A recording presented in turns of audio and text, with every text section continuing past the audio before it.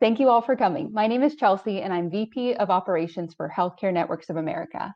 HNA exists to connect private practice physicians to the best resources to help you run an impactful and profitable practice. We're now introducing a new neuropathy e-course series. Diabetic neuropathy is one of the most widespread medical issues in the country. Even with numerous treatment options available, it is responsible for roughly 100,000 amputations every year, as well as a variety of other serious issues. Until recently, the science surrounding this condition has misunderstood its progression, and treatments have focused on the symptoms instead of the cause. I now want to introduce Dr. Richard Jacoby, DPM, who will now cover fighting neuropathy with new treatment plans. Take it away, Dr. Jacoby. Pleasure to be speaking to you today on a subject that I think is very exciting for podiatry. When I was trained in podiatry, I did not know a lot about the small fiber neuropathy. But fortunately, I was introduced to Dr. Lee Dellon, professor of neurosurgery and plastic surgeon at Johns Hopkins, and I took his course in the surgical solution for diabetic neuropathy. And about 5 years after getting into that whole world of the micro world of nerves, I saw so many patients with small fiber neuropathy that was not treatable with a surgical procedure. And I said to Dr. Dellon, I said, you know, there's so much more to your theory than just large fiber. And that brought me into this concept of small fiber neuropathy. So I started to do reading that I really never read before. And I was fortunate because I ran into a super scientist at Stanford. His name is John Cook. He has a PhD in vascular biology. He's a traditionally trained cardiac practitioner. And he has a favorite molecule that he likes called asymmetric dimethylarginine. I read that article in Circulation Journal in 2004. I texted him and I said, Dr. Cook, I think this molecule may have something to do with Dr. Dellon's theory of nerve compression. He invited me up to Stanford. We tested my patients with his molecule. And I started to think about this disease process. The literature, back when I was speaking to Dr. Cook in 2004 and 5, it really talked about that small fiber neuropathy was a separate and distinct disease over large fiber, which is really the surgical motor dysfunction of peripheral nerves. And they all had a common denominator in my mind, and that was sugar. Any kind of sugar, it doesn't matter if it was fructose or glucose or maltose. But the chemistry of sugar causes a profound change in the nerve. I was starting to see this small fiber neuropathy, not knowing what it really was. Now, we also call it C fiber, and those fibers are the small unmyelinated fibers that go through the skin. You see the patients every day. Some people call it restless legs. Some people call it fibromyalgia. Some people call it small fiber neuropathy, which it should be called. And then we can differentiate. So how do we make that diagnosis? We have a blood test, ADMA, which is short for asymmetric dimethylarginine, which blocks the nitric oxide pathway. And we can also do a epidermal innervation density biopsy, which will show us the number of nerves per square millimeter. And we have a test that will show that outcome if we're losing those small fibers. And that's why it's small fiber neuropathy. So you see that patient every day. She's probably the 75-year-old, maybe an ex-smoker, maybe she just drinks a little alcohol, definitely on the metabolic syndrome trail, not necessarily diabetic by this point, but she has a chief complaint of burning sensation in her feet. You do an exam. She doesn't have a Tinel sign or a provocative sign, but her feet burn. That's the patient I think we should pursue, looking for that small fiber neuropathy, either through the biopsy or a blood test or both, and look at their diet, and you will find that they have these metabolic syndrome that we talked about years ago, which is really syndrome X, and now it's pretty clear cut, this is prediabetes or insulin resistance. Now, the reason I know that sort of history because I grew up with that history with Dr. Cook at Stanford, because his laboratory was Gerald Raven's laboratory, and he came up with those terms of metabolic syndrome, syndrome X, and you know the rest of it. So that gal or guy, and they may have, and a lot of them do, a high intake of alcohol, which destroys the C fibers, causes burning. And it's a nutritionally based type of problem. Not only do they have these environmental problems, but they may have medication issues such as metformin, statin drugs. There's a host of drugs that cause this problem leading up to this syndrome. So why do I know some of this stuff that perhaps the average podiatrist doesn't? Because I've devoted the last 20 years to this subject. And I have to thank Dr. Dellon for teaching me the surgical application. I read his textbook. And if you're interested in this subject, you should as well. And Dr. Vinnick, who in some regards is the arch enemy of Dr. Dellon in terms of the approach to this problem. And Dr. Cook, who is, I call him in the middle of this field, because Dr. Dellon's approach is totally surgical. Dr. Vinnick's approach is totally medical and whole foods type approach. And Dr. Cook is somewhere in the middle on this issue.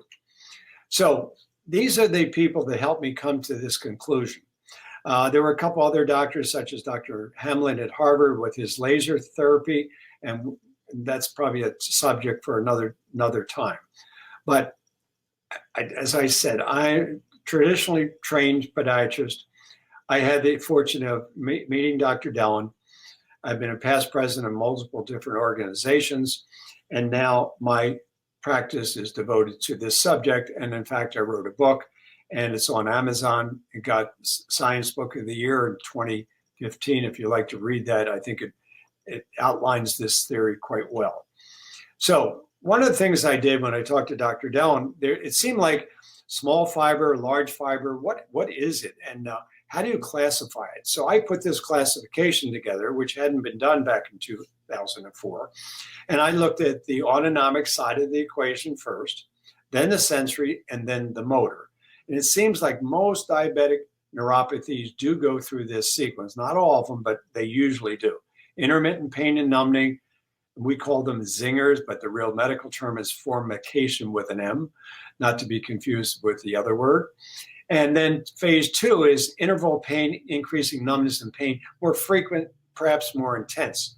When you see a patient, when they hit phase 5, then phase 3, you're going to see this patient and probably they're going to be taking medications such as metformin, Lyrica, gabapentin, Cymbalta.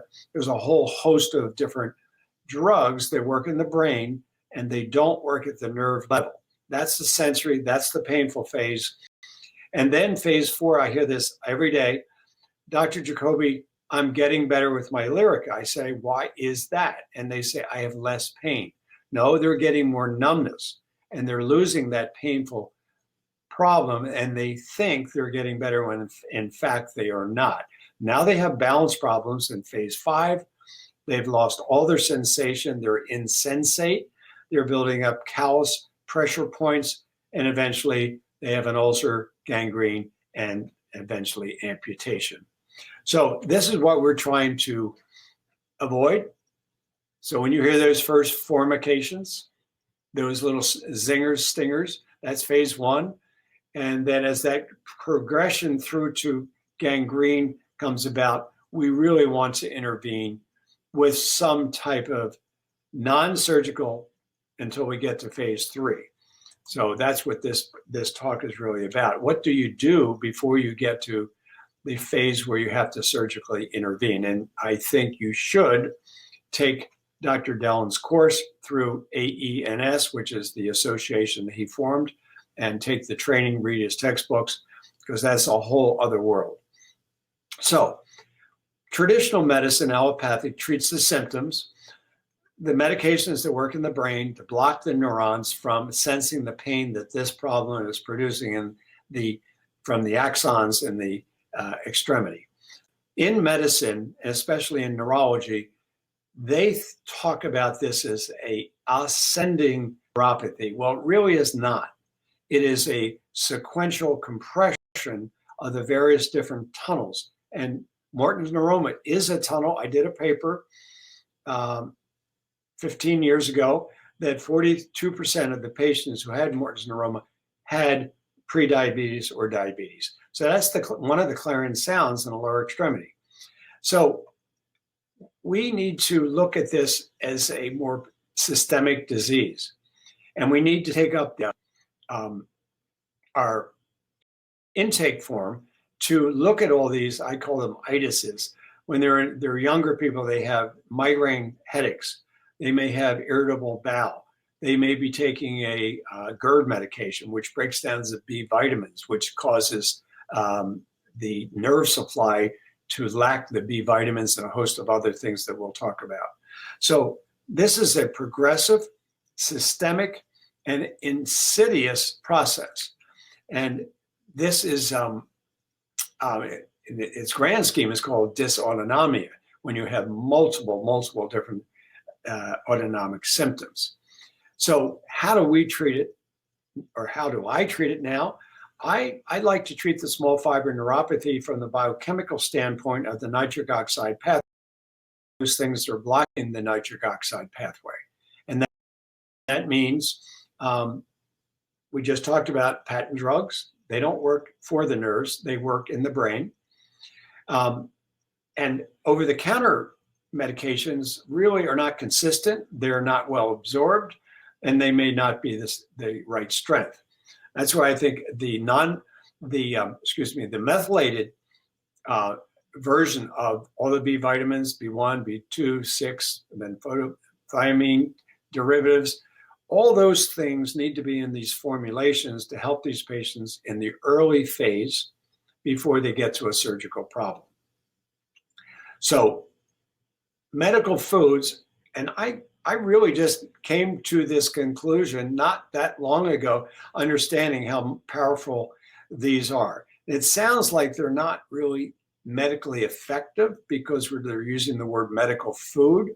So think of it this way: you have over-the-counter or vitamins that are not calibrated, and there's no research behind it. Medical food has to have research behind it to make their claims, and it has to have a high standard of manufacturing. That's the difference.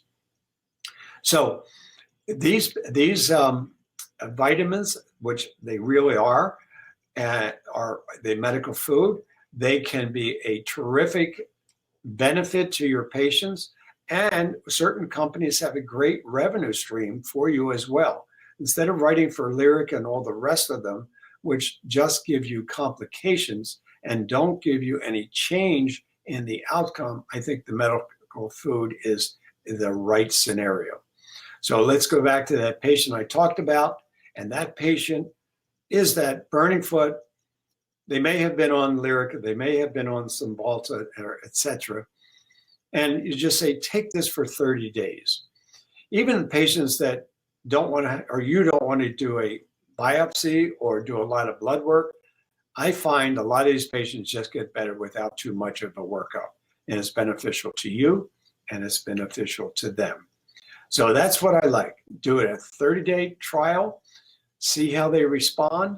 And if they do, they'll be taking this for long term, and they're going to tell you other somatic complaints throughout their body are going to go away as well. Now, I don't proclaim those changes, but I just appreciate that when they come in and tell me how much better they feel. And without saying this only, the diet is essential. And that's what I profess in Sugar Crush.